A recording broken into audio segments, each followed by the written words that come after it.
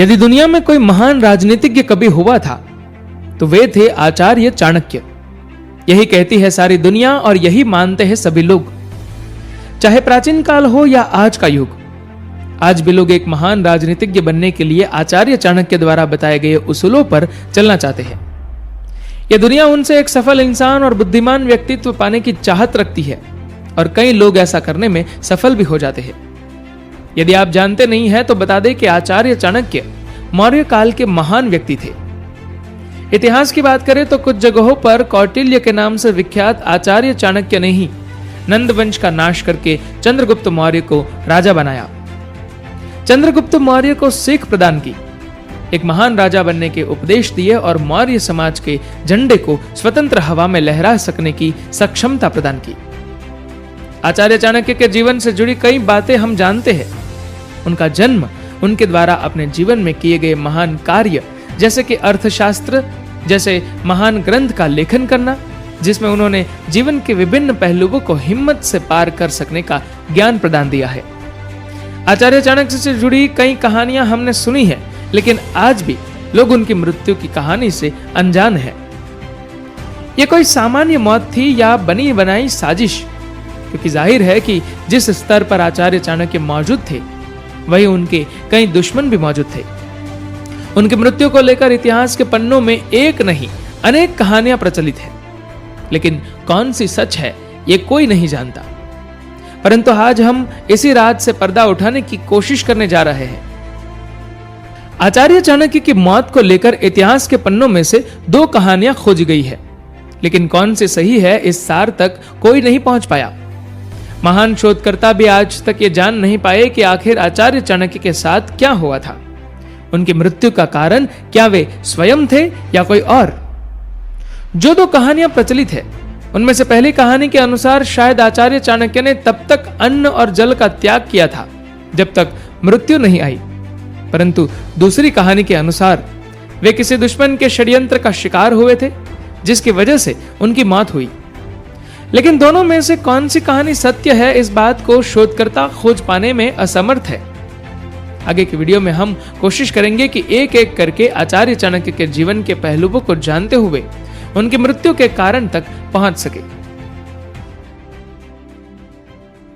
ऐतिहासिक तथ्यों के अनुसार एक आम से बालक चंद्रगुप्त मौर्य को आचार्य चाणक्य की सह ने सम्राट बनाया, मौर्य वंश का राजा बनाया, एक बड़ा साम्राज्य उसके हाथों में सौंपा और उनका नाम इतिहास के पन्नों में सुनहरे अक्षरों से लिखवा दिया।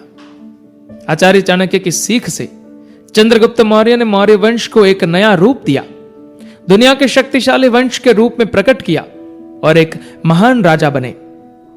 उनकी मृत्यु के बाद उनके पुत्र राजा बिंदुसार ने भी पिता चंद्रगुप्त मौर्य की तरह आचार्य के सिखाए कदमों पर चलना सीखा। चंद्रगुप्त मौर्य की तरह ही आचार्य ने बिंदुसार को भी एक सफल राजा होने का पाठ पढ़ाया। सब कुछ सही चल रहा था।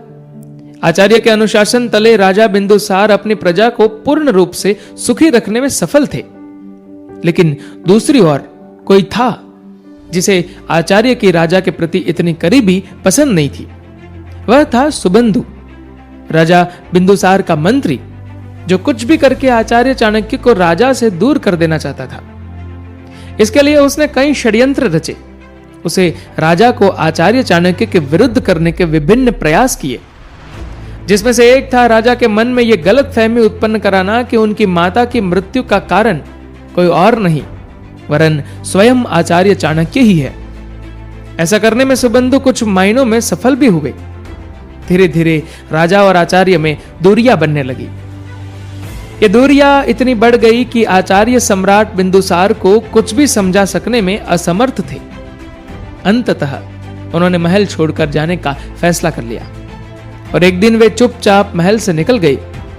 उनके जाने के बाद जिस दाई ने राजा बिंदुसार की माताजी का ख्याल रखा था, उन्होंने उनकी मृत्यु का राज सबको बताया।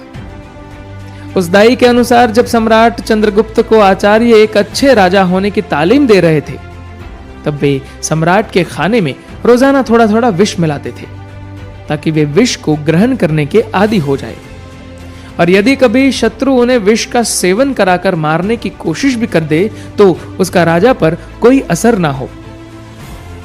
लेकिन एक दिन विष मिलाया हुआ खाना राजा की पत्नी ने ग्रहण कर लिया, जो उस समय गर्भवती थी।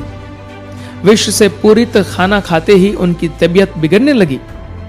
जब आचार्य को इस बात का पता चला तो उन्होंने तुरंत रानी के गर्भ को काटकर उसमें से शिशु को बाहर निकाला और राजा के वंश की रक्षा की। ये शिशु आगे चलकर राजा बिंदुसार के रूप में विख्यात हुए।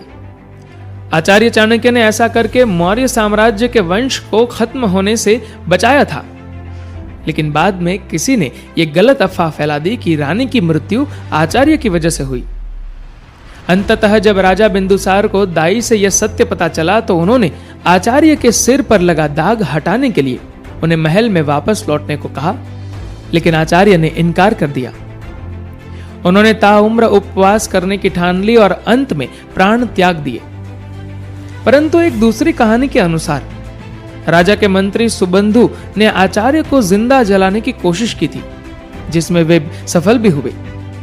ऐतिहासिक तथ्यों के अनुसार आचार्य चाणक्य ने खुद प्राण त्यागे थे या फिर वे किसी षड्यंत्र का शिकार हुए थे, यह आज तक साफ नहीं हो पाया है, क्योंकि विभिन्न शोधकर्ता हर बार भिन्न भिन्न परिणामों के साथ सामने आते हैं, जो अंत में यह सवाल खड़ा कर देते हैं कि आखिर चाणक्य के साथ हुआ क्या था।